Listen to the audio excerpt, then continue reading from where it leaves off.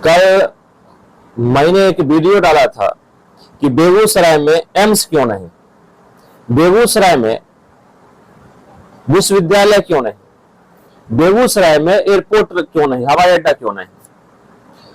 तो मैं आपसे पूछना चाहता हूं, क्या ये मेरी मांग, क्या इस बेगूसराय की मांग, क्योंकि पर्सनल मेरी मांग नहीं है, बेगूसराय की 90% आबादियों की ये मांग है, क्या ये मेरी मांग गलत थी?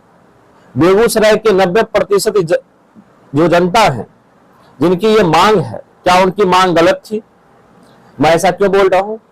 इसलिए बोल रहा हूं कि मैंने जो वीडियो डाला था कि बेगूसराय को एम्स क्यों नहीं, बेगूसराय को विश्वविद्यालय क्यों नहीं, बेगूसराय को हवाई अड्डा क्यों नहीं, जब मैं ये वीडियो डाला था तो इस वीडियो के नीचे में एक कमेंट आया था और ये हमारे प्रिय श्रोता जो कमेंट किए थे वो 24 कैरेट अंधभक्त थे।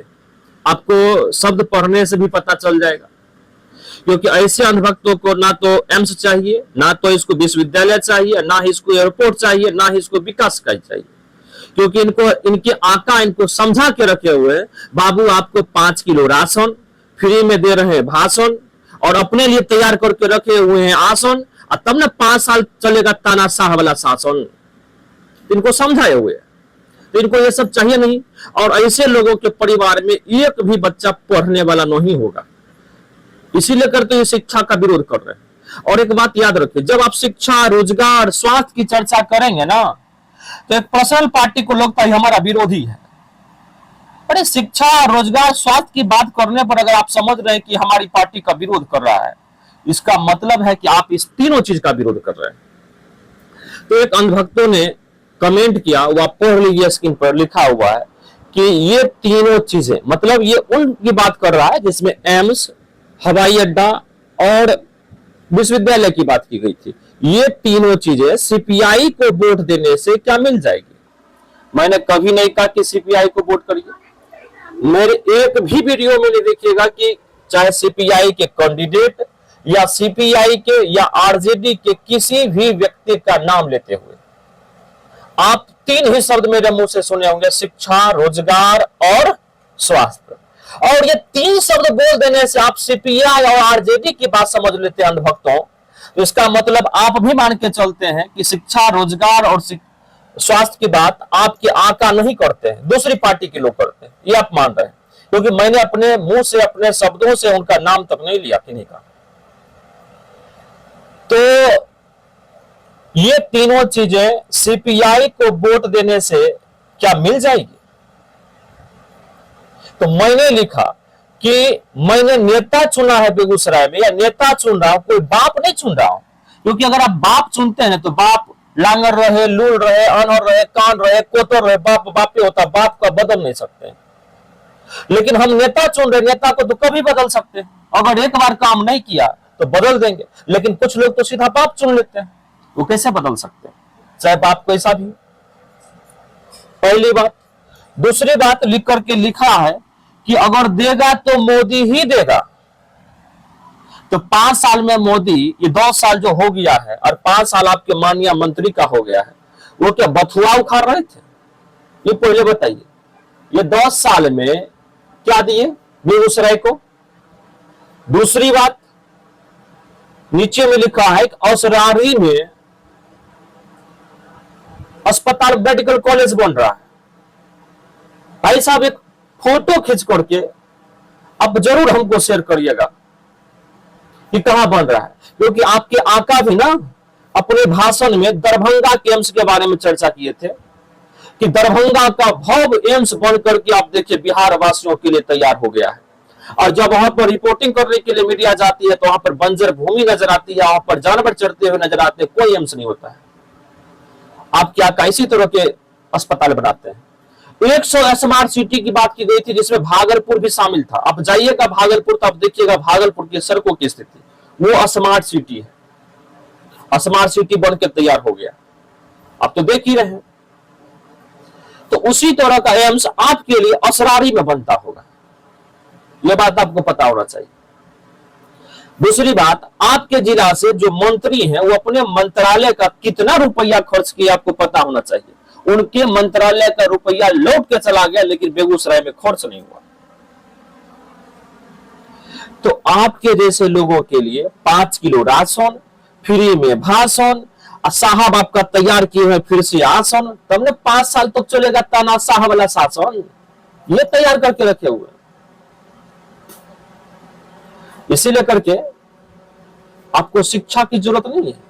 एक बात आप ही लोग बताइए, क्या मैंने शिक्षा का मांग, मैंने स्वास्थ्य का मांग, मैंने एयरपोर्ट का मांग गलत किया क्या?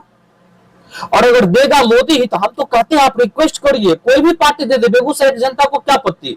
अगर मान लीजिए दूसरी पार्टी बीजेपी पार्टी अगर देती है तो हम एडमिशन नहीं करवाएंगे, बेगूसराय के बच्चे एडमिशन नहीं करवाएंगे। और क्या एम्स अगर देती है वो पार्टियां, तो क्या बेगूसराय की जनता इलाज नहीं करवाएगी? तो बस किसी पार्टी के द्वारा हमें नहीं चाहिए, हमें बेगूसराय की जनता को ये जरूरत है और ये चाहिए। तो फिर 10 साल में क्यों नहीं दिया, कब देगा, ये पहले बताइए। हाँ, गजबे हाल है। देखिए, भक्ति नहीं करिए, अन्य भक्त मत बनिए।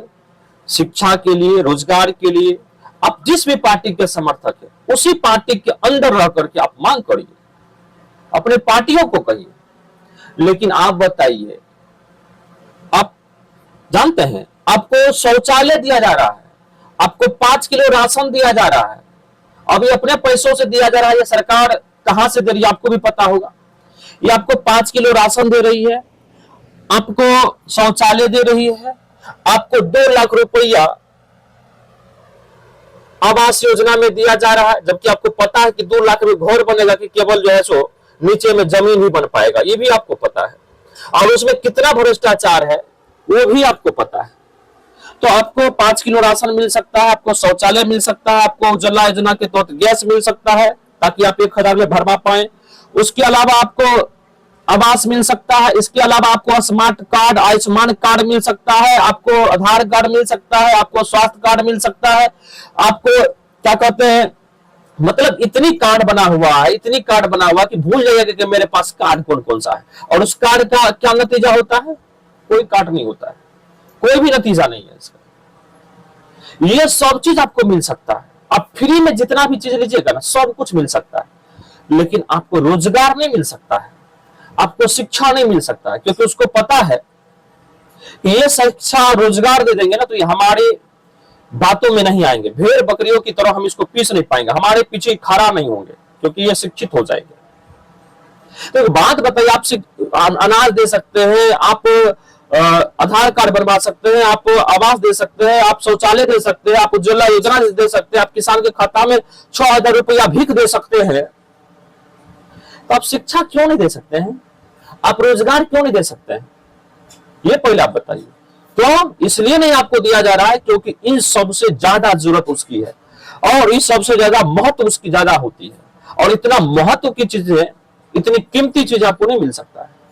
देखो बात बताइए, आपको शौचालय दिया जा रहा है, आपको रोजगार मिलेगा तब ना खाइएगा, पहले खावेंगे तब ना जावेंगे। ये पहले बताइए, इतना तो मुझे आना चाहिए, पहले खावेंगे तब जावेंगे कि पहले शौचालय में चल जाइएगा।